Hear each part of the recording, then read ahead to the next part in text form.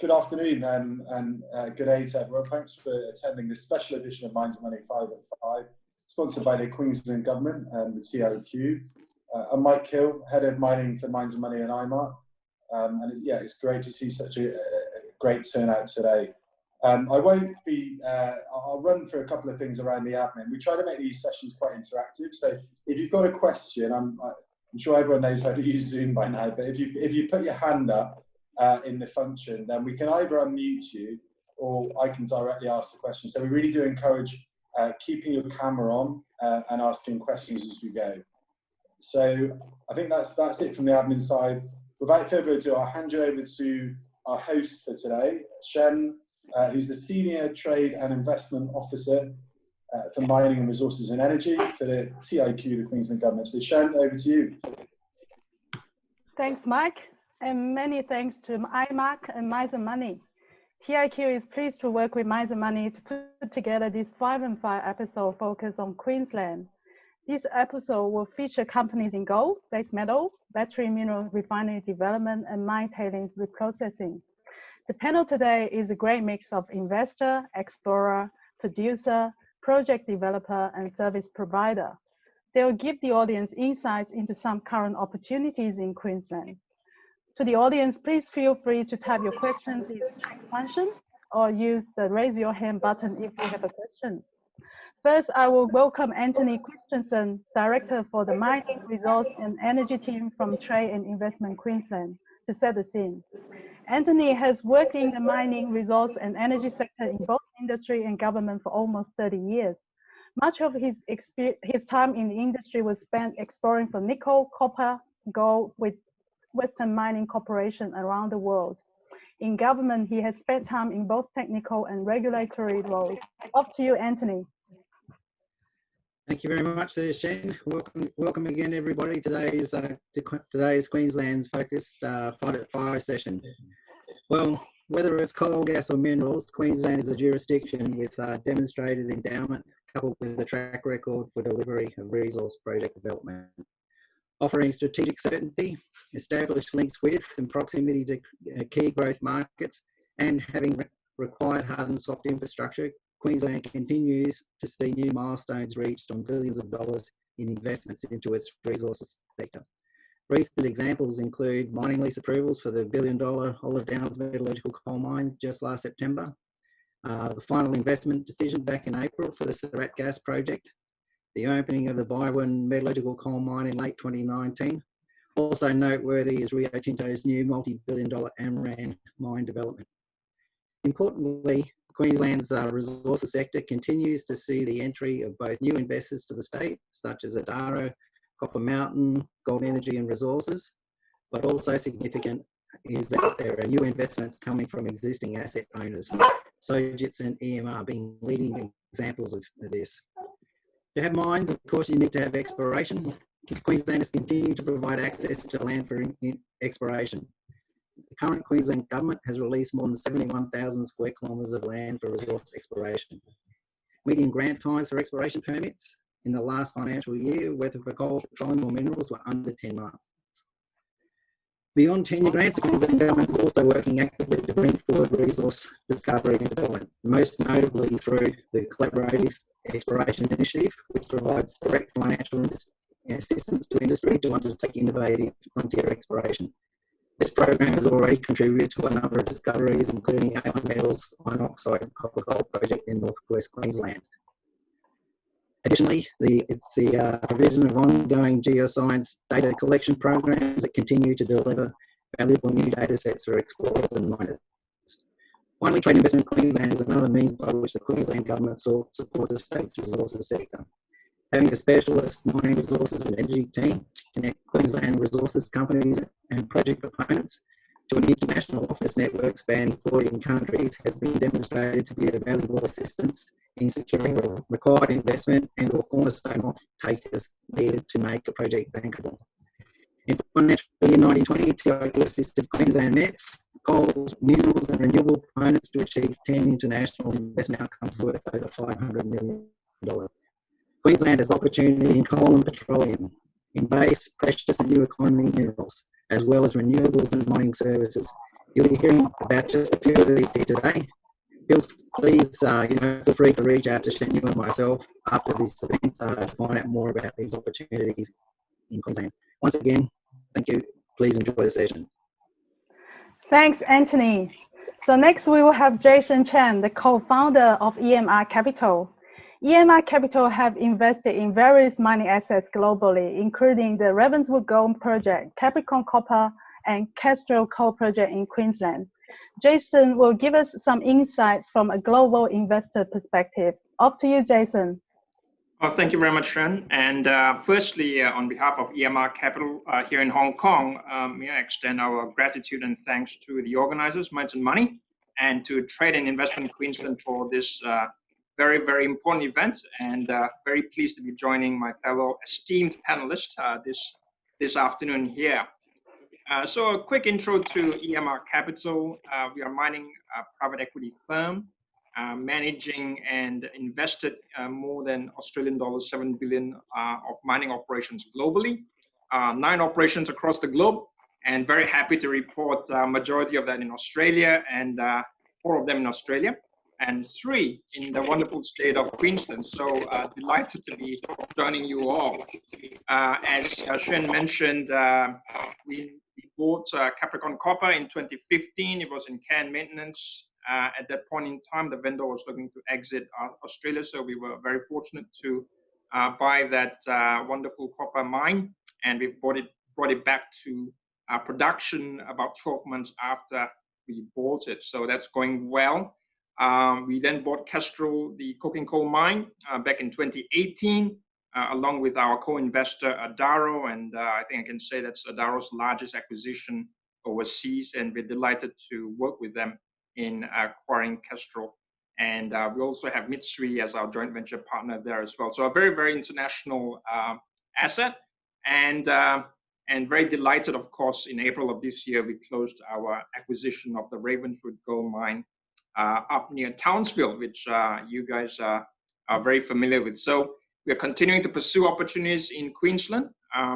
It's a terrific country and terrific jurisdiction, terrific state to be in. I think fundamentally, we at EMR are focused on 4 types of commodities: copper, gold, coking coal, and on the hard side, hard coking coal, and potash. So I'm very pleased that of the 4, we have 3 commodities in Queensland itself.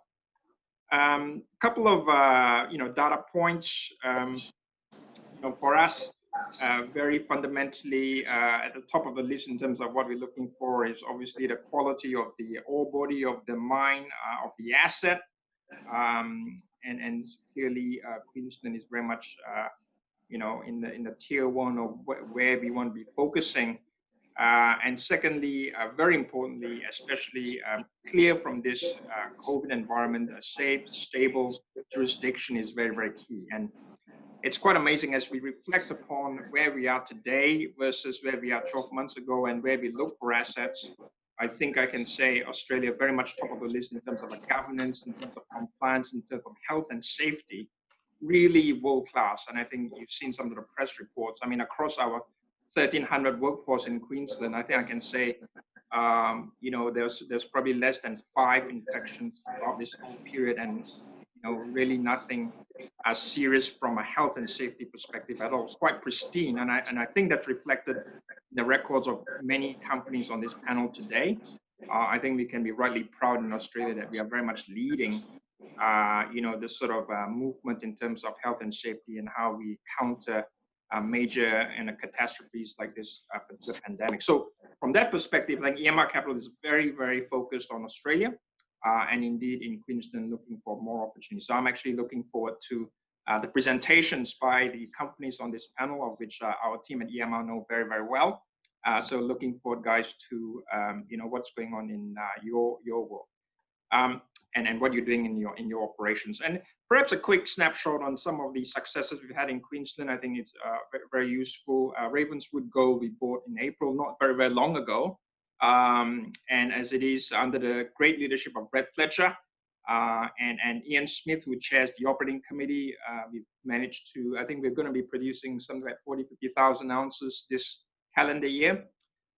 But we are aiming to get to north of 200,000 ounces rate by the end of next year.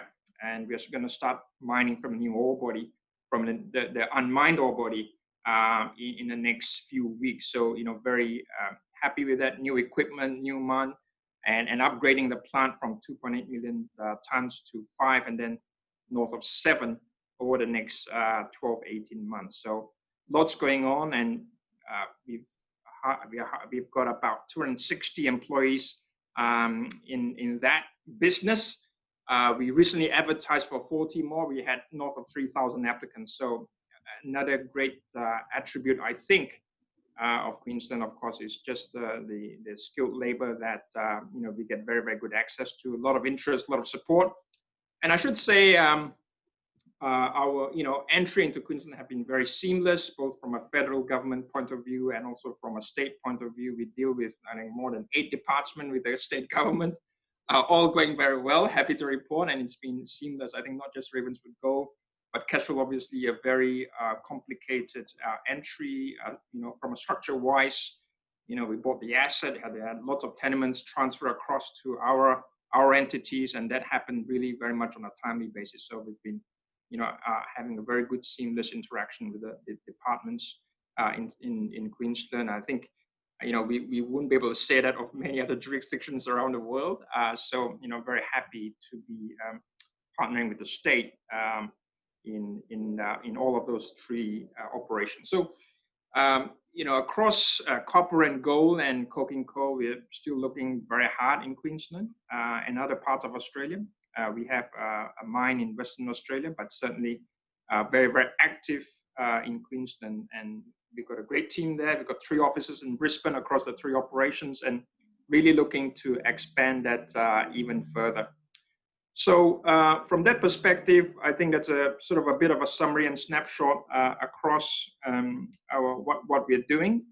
Like I said, we're looking to do more. Our team is primarily mining operational executives, so we're looking for high quality assets where there's some further upside. There's an ability to extend the mine life, and at Ravenswood Gold, we now have 14 plus years of life, which is terrific. 2.6 million ounces of reserves and 4 million ounces of resources, and looking to even do better. And we're always looking for land around us. And again, I'm looking forward to hearing from the panel today around what you guys are doing. So perhaps I might just pause there, Ashwin, and if anyone has any questions, very happy to do that. Otherwise, I'll hand it back to you.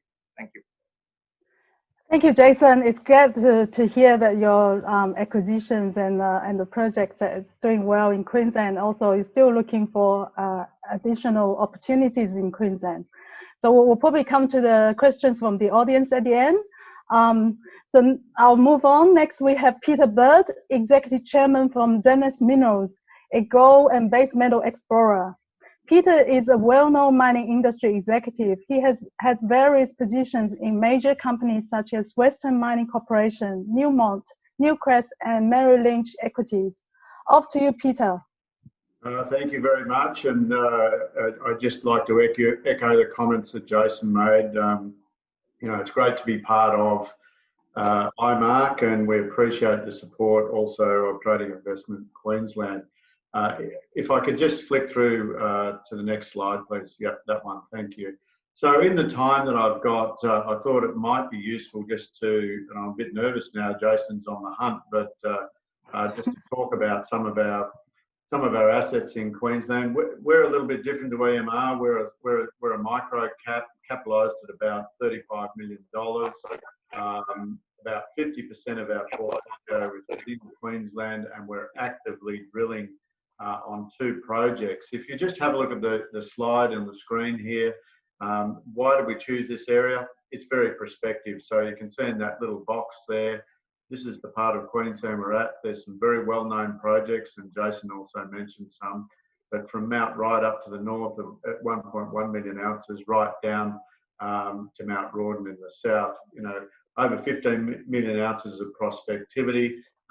plus base metals, and very similar to EMR, our core focus from a portfolio perspective is precious and base metals, and most specifically copper. What I'm going to do today is just talk a little bit about one of our projects in Queensland, which is Red Mountain. Red Mountain's down here to the south near Krakow. I'll mention Devlin Creek in passing, and Flanagan's is also a gold project. But just to give you a little bit of a flavour of what we've got going on in Queensland. But we are actively drilling at both Red Mountain and Devlin Creek now. So if we could just jump to the next slide, please.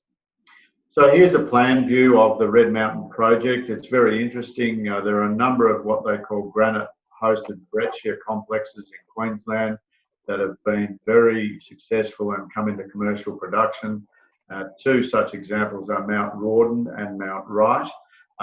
It's interesting, and this is the amazing thing about Queensland. This is a virgin discovery. It was discovered in the early part of this calendar year, and what we've, in this plan view, we've defined a 1,200 metre long surface anomaly at quite strong grades.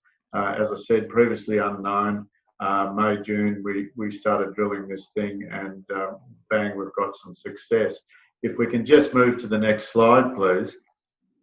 So what we're looking at here is just a cross-section to give the viewers a bit of a feeling of the analogy or the model that we are chasing in this part of the world. On the left of screen is a stylised image that was created by Resolute Mining in 2014 of their Mount Wright gold mine. Mount Wright was had about as it says at the bottom there, just under 1 million ounces in mined reserves, down from surface to about 1,000 vertical metres. We have only just drilled the Red Mountain project, which appears geologically analogous to something like Mount Wright or Mount Rawdon to 100 vertical metres. So you can see what the game plan is for us. We'll be back drilling in this region just at that 100 metre, 150 metre level within the next week or so. We've already flagged that.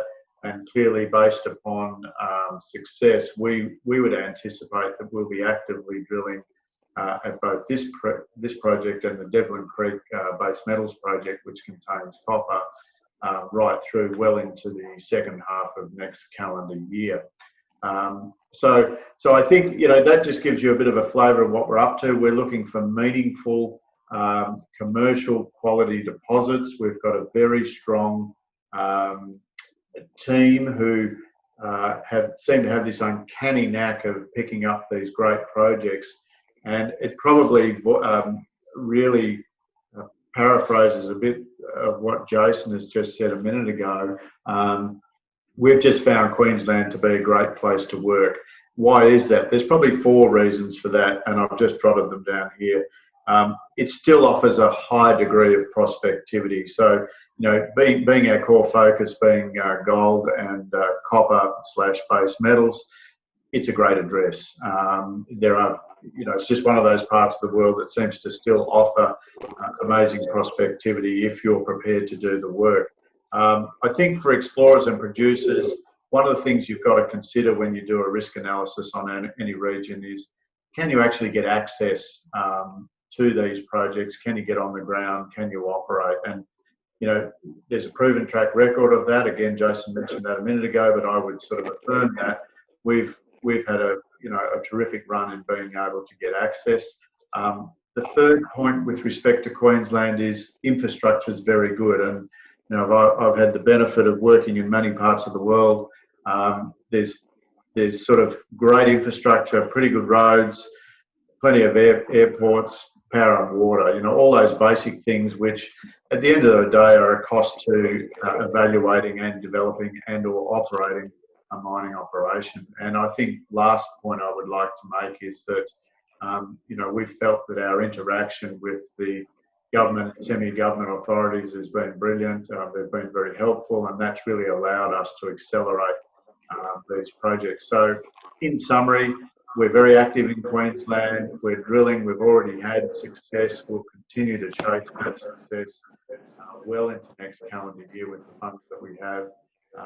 And we would hope that we can bring something up to the level of a commercial operation. But time will tell. But I think we're in with a good shot. And perhaps with that, I might hand back and allow people to carry on. Thanks, Peter. Some fantastic high-grade gold into there. Shem, we do have a question actually. It's okay. What can we expect, Peter, in the next 6 to 12? It's a twofold question actually. What can we expect in the next 6 to 12 months? And secondly, what characteristic around the deposit excites you the most? Yeah, no, a good question. It almost sounds like a Keith good question. So he always asks the two-part question. I think because we are actively drilling both at Red Mountain that I just gave you a quick run through on, but also Devlin Creek, the base metal project, you're going to see an enormous amount of results reported. So therefore, news flow is going to be very high. And clearly, what we're expecting to do if we're successful is to get both of those projects, and indeed some of the other projects in our portfolio, up that value curve in that 6 to 12 month period. So we're being pretty aggressive about what we're doing, but I think we've kicked off with a very strong base and some good results to date. Right. Jason. Peter, great presentation. Thank you. Interested in your thoughts on what do you see the challenges to be next 12, 18 months for what you're doing? Yeah, it's a good question, Jason. I think the challenge that we have faced, but it's not unique, I don't think, to Zenith Minerals, but for those that have been watching the equity markets, there's an enormous amount of capital being raised, particularly with respect to small explorers. That leads on to small explorers getting very active in the exploration space, taking samples and drilling holes. So one of the issues that COVID has presented is the speed at which you can turn around assay results and therefore advance your projects to the next stage has slowed. So most typically that cycle is approximately 2 weeks in Australia. We've noticed that's been up to 6 weeks. And so it does slow your activity levels down a bit, but I think, as been mentioned earlier, there's been some enormously positive work done in relation to COVID within Australia overall. So hopefully, fingers crossed, we're over the bump and we can sort of get down and push things. So I think the short answer is speed of execution has been effective. Thanks, Peter. I think we might move on and we'll come to more questions at the end. So next we have James Canning-Ure, Managing Director of Envirogold Global. Envirogold Global has developed a process to tackle the problem of inefficient processing in gold production. They specialize in reprocessing mine tailings to produce gold and clean water. James has extensive accounting, finance, and corporate experiences. He has successfully worked on many startup concepts and turned them into successful businesses. Off to you, James. Right, thanks very much. James Canning-Ure is my name. I'm the CEO of Envirogold Global. We're a Brisbane-based company that has set up an environmental company to clean contaminated water and process minerals in tailings dams. We've got a unique chemistry technology that can eliminate all the bad contaminants like arsenic, cyanide, boron, and mercury. And at the same time, we extract gold and other precious metals. So if you can go to the next page, thanks. Our business model is quite unique as well. We're a privately owned company. We will go into to mining companies that have already processed the ore, and we will do a deal with them on cleaning the water and getting the gold or the minerals out of the ore. Our processing costs are quite low because we turn up with about 5 or 6 40-foot containers, including power, and we can work on mines that are in production or that have been abandoned mines. So obviously the abandoned mines is a slower time period for getting approvals, and we're working with a number of mines that at the moment they're already in production. We're actually just getting feed from their plant. We obviously high regard for the health and safety in operating sites, because and there's no cost to the mine owner. We just turn up on site and we do we look after all our equipment and gear. We have an operating agreement with the owner, and we do a profit share. So we pay for all the upfront costs. We bring our gear on site, and then we obviously work with mines where we can extract the most amount of gold or precious minerals, and then we do a revenue share on whatever's extracted. We'd like to have mines that are about at least 9 to 12 months, if not more, of minerals. But if not, we'll develop a hub theory where we can have a number of mines in the local area.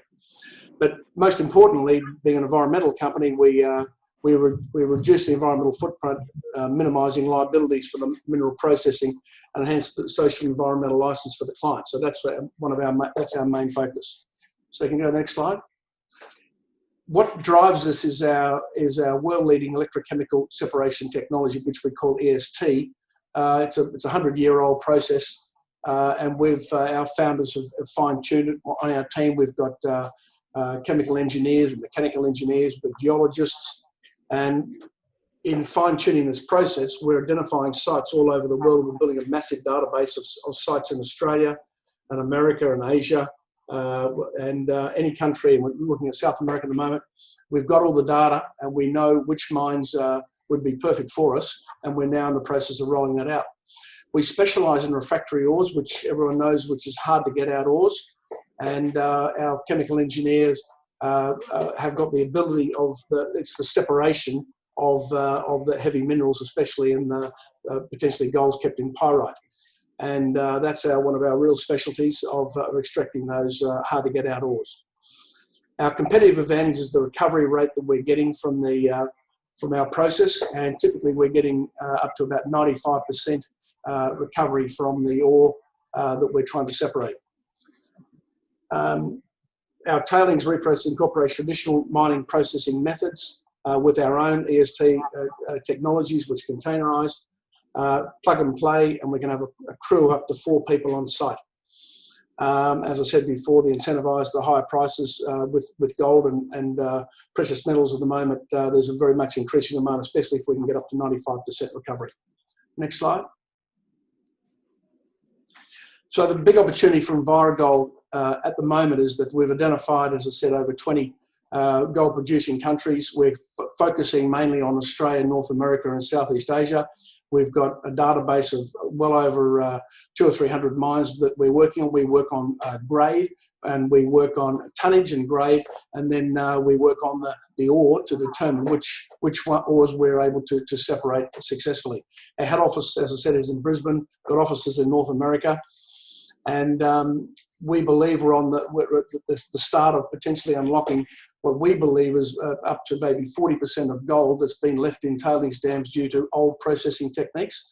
And we're finding that the recovery that we're getting out of putting it through our plant and through our processes, that we're going to be able to get significant gold, which is going to be very good for the mine owner, because they're not traditionally focused on the tailings dam, especially with high prices. They're focused on throughput, and the tailings dam is something they leave right to the very end. But we're now providing them a very good economic return on reactivating these tailings dams, and we're getting an enormous amount of companies who are wanting to engage with us.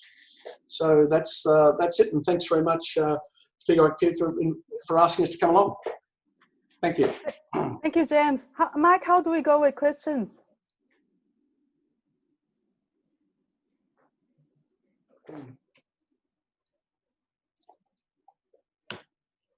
Mike, how do we go with questions? We've got a very technical question, I think. In Envirogold's advanced electrochemical technique, is the voltage selectivity controlled by deposition and the undesired metals, or conversely is the gold itself selectively disposition from our solution? Well, I'm not actually a technical person. I didn't actually quite get the whole. Yeah. Can you read it again? Sorry, I just didn't quite get it. It's in the chat room, so maybe if you respond to that, it's there. There was one other question which was based around where's the. I presume this is from an investor. It's anonymous, but where's the main upside from an equity investor's point of view in Envirogold? Well, we're a private company, so but for the mine owner, we don't charge them to go on site. We pay for all the operating costs, and then we do an analysis of the revenue share depending on how much gold and precious minerals we can get out. But traditionally, we can do a revenue share if it's clean and easy. We can do a revenue share of up to 50% of whatever is extracted. So it's actually incredibly valuable for them not putting any money down. But we obviously only take on sites that are economically viable to extract the gold. You know, I might have to. I'll look in the chat room, and I may have to reply to that person with our chemist, if you don't mind. No worries. Well, thanks, James. I think we might move on because we're cautious with time. Thank you very much. Yeah, we'll come to the questions at the end. So next we have Palancian, Managing Director of Red. Mel has more than 24 years operation experience in the mining industry, including various positions with Newcrest Mining, Ming Metals Group, Oz Minerals, and Zenith. Off to you, Mel. Thank you, Shay, and thanks everyone for listening in and hearing the Red River story. Can I have the next slide, please? Right, so we've been operating in Queensland continuously for the last 3.5 years at Thalanga, which is just out of Charters Towers. But I've got a sort of 15 to 20 year history of operating in Queensland through various companies I've worked with in the past. And when we got the opportunity to buy Thalanga, we really jumped at it, and really it's been a great place to operate and expand our company. So Thalanga produces copper, lead and zinc concentrates. We also produce gold and silver as a byproduct in the copper and the zinc. As I said, it's been in operation for just over 3 years, and we mine underground there. The business itself, we've got a market cap of about 35 million. As at the end of last quarter, we had 12.5 in cash, and there's no debt. We've also just recently acquired the Herberton project, which is a really, really interesting project that time has forgotten. And as a business, we're also about to put the Hillgrove gold mine back into operation before Christmas. So lots happening in the Red River stable at the moment. Next slide. So there's a picture of the Thalanga plant. As I said, it's pretty standard, pretty conventional. We've also got a very large land holding in the district for both base metals and gold. We've got reserves of 1.2 million tonnes at the moment and resources of 6.7 million tonnes at 14% zinc equivalent. So a very large resource base that we've grown. We've been very lucky with the drill bit. Pretty much, 8 out of 10 holes that we drill become an ore grade intercept. So very, very prospective ground and great infrastructure. We had a cracking last quarter, record copper production and really good zinc and lead production. Our C1 cash cost last quarter was negative 10 cents a pound. So very competitive. The Far West mine at Thalanga is performing beautifully. So looking for more great performance this quarter out of the mine. Next slide. Right, so on the top left, you can see a long section of the Far West mine. We've invested a lot of money in capital development and operating development to set that up. That's now firing on 8 cylinders and delivering beautifully for us. And there's some really high-grade zones. So if you look at the picture underneath it, that was a cut that we took on the 620 level in October. It's pretty much a full face at 48% zinc equivalent. There wouldn't be a high-grade cut in Australia in an underground mine in October. So that's underpinning our performance at Thalanga at the moment. But hopefully in 12 months' time, we'll have the Liontown ore body permitted and into production. And Liontown is our biggest resource at just over 1 million tonnes at 12.7% equivalent. So we're looking for an open pit, then an underground there with at least 10 years of production. And what's of note of Liontown is that there's over 150,000 ounces of gold there at the moment. This ore body's still open. We're planning another drilling program there for next year, but we could quite easily double the size of this in the fullness of time. We've also got 2 other ore bodies at Thalanga waiting in the wings, but Liontown's the next cab off the rank, and we've got excess mill capacity to process it. The other one that's really, really exciting is our project up in Herberton. This is a high-grade licorice all sorts type series of deposits and mineralisation, and we've had it for around about 6 months. So we've done a lot of groundwork. The geos have been boots on the ground, doing a lot of sampling and mapping, and there's some very high grade lead and zinc and copper, but also tin. And believe it or not, this is the highest grade indium project in Australia. So really, really exciting stuff here. But what's really sort of got me excited here is the silver. We're consistently getting, over 1,000 grams per tonne silver on the surface. Again, not a lot of work's been done here in the last 30 years. Unfortunately, the wet season isn't coming up, so we can't drill it, but it is drill ready now, and looking forward to drilling this thing after the wet season is over. So really, that's our story. The business has grown from strength to strength, and it's a great time to be producing base metals and gold. Thank you, Mel. That's a fantastic kind of development there. Jason, you got a question? Yeah, thanks, Mel. Terrific presentation, and well done on Thalanga. Keen to understand, it sounds like a lot of upside Thalanga. So is that going to be your focus next 12, 24 months, or are you thinking beyond that, new acquisitions, and also, which commodities if you do that? Sure. So really, Jason, we're focused on base metals and gold. That's our basket of metals. I don't think you'll see us in the bulks. So our specialty is base metals and gold. Look, even from the day we bought Thalanga, and we unleashed the drill rig, we've grown the resource there, at least sort of 20 to 30% year on year. So drilling at Thalanga has been very prospective for us. We've been mining there for 3 years, and the resource today is bigger than it's ever been.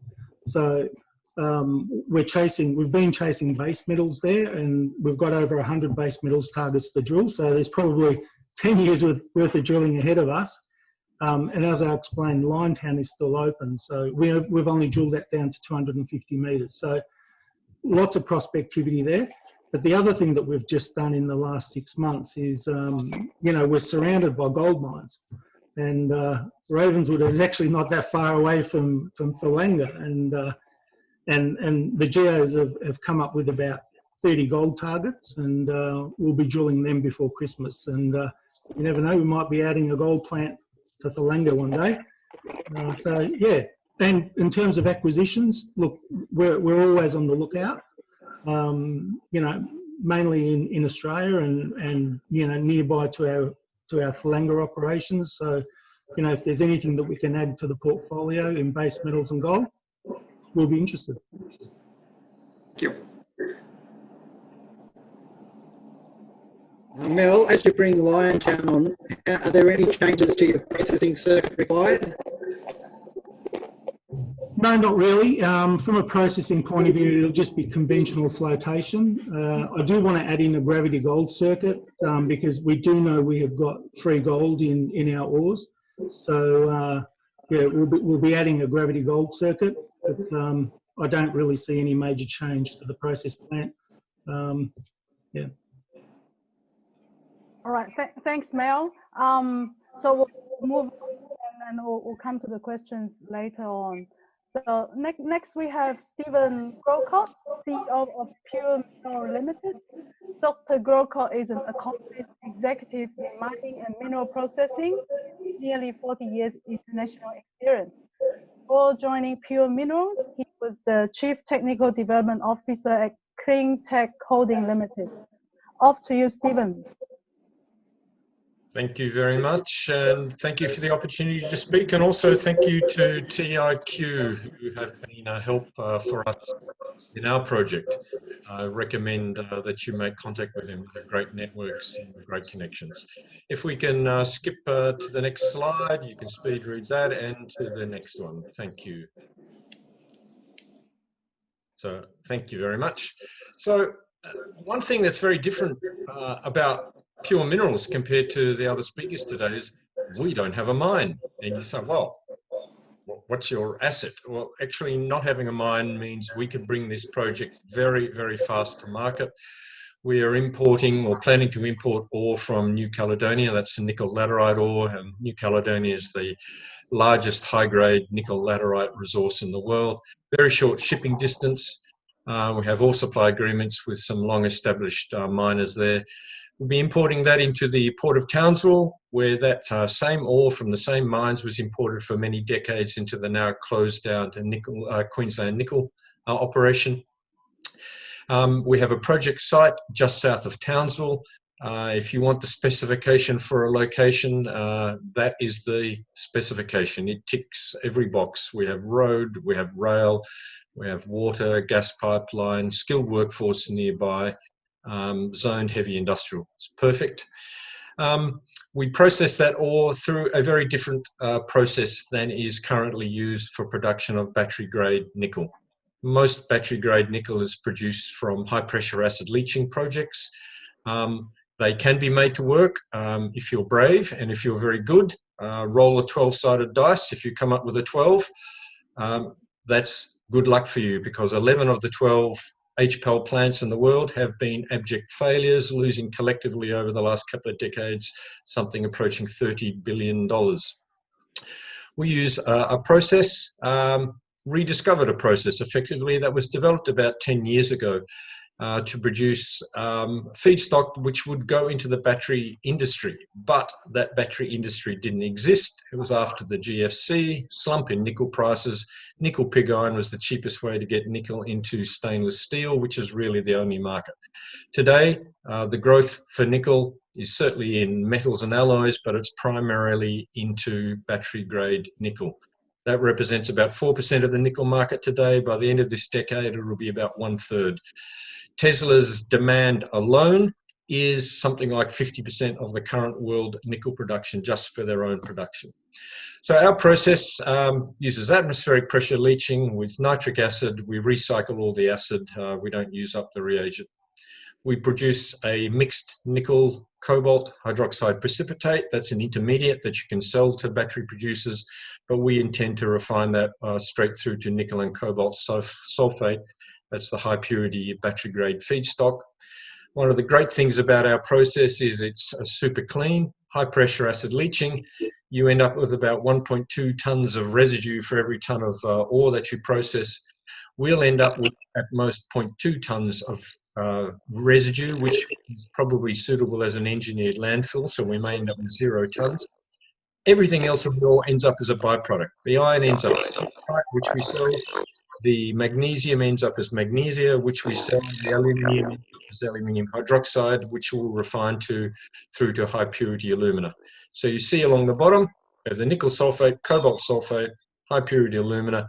That's why we call it a battery complex or an energy chemicals hub. And this is all about the battery game. Thank you very much. It sounds great, you'd say. How great is it? Well, I guess there's no point in me saying how good it is. We just look to two of the large Korean battery and battery feedstock producers, LG Chem and Samsung SDI, who in the last 2 months have signed MOUs with us to develop binding offtake agreements. We're a small company. When we looked at this project, we said we're going to make it about 6,000 nickel tons a year because being a small company, that's about the biggest chunk that we thought we could finance. In the very first discussions that we had with LG Chem and Samsung and other companies who we're still in conversation with, they said, can you make the project bigger? And we said, we'd love to make it bigger because making it bigger, it's much more lower capital intensity and much more attractive. So what's attracted companies like this? Well, it's a world-class technology. It's clean, and if you're getting into your electric vehicle in Europe or North America with 40 kilograms of nickel in it, you don't want that nickel having come from 4 tons of tailings dumped into the ocean in the Pacific. So we're clean, we're green, and the battery market is a really sustainability market. It won't get you more for your nickel, but it will get you investors. So a vote of confidence. And if we move to the next slide, thank you. As I said, we're really an exposure to the battery game and the electric vehicle primarily, but you know, the batteries in your phones and power backups and so on and so forth. You see here a bunch of projects in Australia. The green ones are nickel laterite projects. The grey ones are nickel sulfide projects. Nickel sulfide does not get you into the battery game. It gets you into a concentrate, which is a long way upstream that still needs a lot of processing. Laterite projects can get you into mixed hydroxide precipitate or a mixed sulfide precipitate, or preferably the nickel and cobalt sulfate. So, you know, I look at this. I did 2 months of due diligence before I joined Pure Minerals. I've had a lot of time with Rio Tinto and BHP looking at projects, and I thought, wow, this is a fantastic opportunity. You could call it a buy recommendation if you want. You've read the disclaimer, so I can say that. But we're believing that the market is going to catch up to this. Nickel is a supply chain train wreck for the EV market. Lithium and graphite and cobalt, you can probably be well covered in that. Nickel, the pipeline is empty. You stick your ear against it and all you hear are echoes. There are a few projects in Indonesia which will satisfy a very small percentage of that demand, but it will not be sustainable production. So Pure Minerals, we think, is a great opportunity. We're in the process of piloting on our New Caledonian ore. This is not a new piloting. There have been 19 pilot plant runs done by the project of the process developers over about an 11-month period on multiple ores. So we're just doing some confirmatory work to produce market samples for LG Chem, Samsung, and other potential off-takers very early next year. Thank you for the opportunity. I'm sure I kept it less than 5. I spoke fast, but hopefully you listened fast too. Thank you. Thank you, Stephen. Mike, do we have any questions from the audience? We had one question, but then slide 3 unfortunately covered it. It was around the partners. It was you know, who are your key partners? I think maybe if you want to elaborate, maybe you probably can't talk about the potential future partners, but 3 to 5 year term, is that likely to be longer? How crucial are those partners? So 3 to 5 year term is actually unusually long for these sorts of agreements. Personally, I wouldn't like to see it longer than that, because the nickel market is something we would like to see ourselves having a lot of spot exposure to come the middle of this decade and later in the decade. You know, there's a lot of HPAL producers out there who said, hey, listen, we can't build our plants unless nickel's at $9 or $10 a pound. Today it's just over $7 a pound. Our financial model, we use $7 a pound, and that gives us an IRR for the small plant of 30-odd%. So if nickel goes above that, we would like to have much more exposure to the spot market. But the main thing for a small company like us is finding people who want to invest in us. And, you know, to be perfectly honest, we're delighted to partner with people like LG Chem and Samsung, highly credible. But yeah, we'll continue talking with others, but, you know, we want to honour them first. They've recognised it first, and we're looking forward to partnering with them. Stephen, what's your time frame for the feasibility study? We aim to start the fees in end of first quarter, early second quarter next year, and all going well in the piloting and the samples that we produce, that fees should be able to deliver us a capital estimate that we can go to investors and debt markets late next year or early the year after. That's reasonably conservative because it's a very simple plant. We don't have long lead time items. There's no high pressure vessels. It's all atmospheric, you know, agitated stirred tanks and straightforward stainless steel alloys. Right. Stephen, the direct nickel technology, do you have any plans to take an ownership position of that technology, or will you just continue to license the use of it? Yeah, that's a really good question. We're actually partnering with them on this project. So, you know, I have calls every couple of days with them. We're doing our piloting in Perth, which is where they've got an office, and their chief metallurgist is over there. So we're actually partnering with them on the development. Basically, if we're successful, they're successful. If we fail, they fail. So you couldn't ask for a better alignment. Whether that eventually extends to you know, mutual ownership in some way, that's a fair way off. But you know, we're comfortable with the relationship at this stage. They're a good bunch to work with. They did a huge amount of work, and they were just unlucky. They tried to commercialise this technology at an unlucky time. As I tell people, I would rather be lucky than clever, and you couldn't ask for a better time to be doing this. Yes, well, being ex-Western Mining, Roy Wood always used to say, "I'd rather a lucky geo than a good one." That's right. and I mean, you would appreciate looking at the Kwinana nickel refinery. It's resurrection. Yeah, it wasn't that long ago that Marius and others wanted to flog it off, and now it's the golden-haired girl. And hey, Amson, they're very clever what they're doing. I mean, they're producing metal, turn it into nickel sulfate, sells at a premium. It's a good business opportunity for them. Yeah. No drama. And when do you expect to be getting sample product out to the off-takers? At earliest, late this year, but at latest, January, February. No worries. How are we going for time? Yep. We're doing well on time. If there's any more questions for any of the previous companies, please fire away.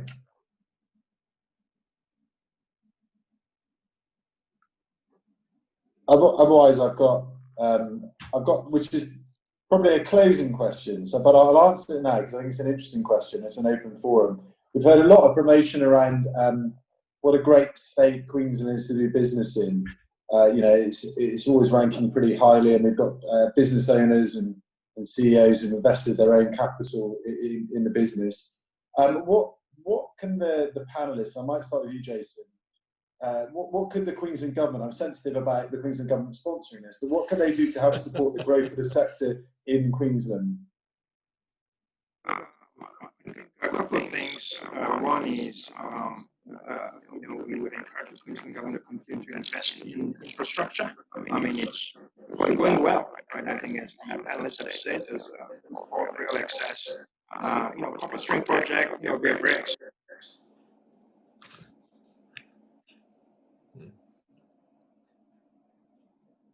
Okay, sorry, I was on mute. I was just saying, you know, we like the fact that the Queensland government is investing into infrastructure in the state and in projects like Copper String project. We're very excited about that. That has the potential to clearly lower the cost of power for some of our operations. So that's one thing we like to see, you know, Queensland continuing to do and ramp that up. You know, infrastructure, ports, rail, electricity. You know, get the cost down, will be terrific. The other thing I think in Queensland State, and I don't really want to go into politics, but obviously the whole China-Australia dynamic is not helpful in terms of the mining sector. We, you know, would like to, you know, see more certainty, and I think Queensland having a lot of skin in the game, I think certainly can play a role there in terms of achieving more certainty for the mining sector. Certainly, we are in copper, we're in gold, so you know, we're materially affected by what's going on. But we're very happy to be in Queensland. Thanks, Jason. And any other panelists? I'm trying to remember who's been in Queensland the longest. I was going to try to pin that down to somebody. Anybody? Mel, how long? I'm not talking about Queensland, but your project and the company. It's always interesting for someone who's been in a state that continues to, you know, has a mining history that continues to evolve. Is there anything you would say? You know, what can the government do to support the project? And yeah, look, I think.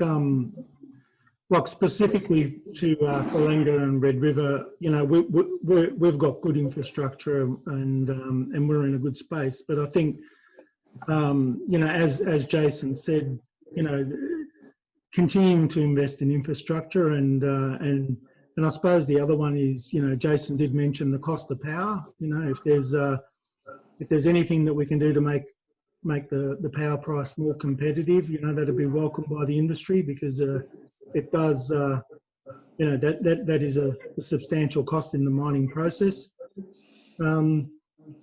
Yeah, so I think, you know, they're probably the two main ones. Perfect. Well, I think I'm going to hand back to Shen and Anthony just for closing remarks. Yeah. Well, great. Thank you. Thanks. Thank you for all the panelists for your contribution today. Anthony, would you like to say something? Done it well. Thanks, everyone. It's been a really interesting discussion. And as I said earlier, feel free to reach out to Shen and I, anyone in the audience, if you've got any questions about doing business in Queensland. Okay, well, I'll just finish off by saying thank you very much for TIQ and Queensland Government supporting IMARC, also supporting Minds and Money. And thank you for putting this panel together, an insightful conversation. Appreciate the contribution from Shen, Anthony, Jason, Peter, Mel and Stephen, and also the audience for attending. So thank you for attending. I hope you enjoy the rest of IMARC. Thank you. Thank you. Okay, bye. Yes. Thanks very much. Bye-bye.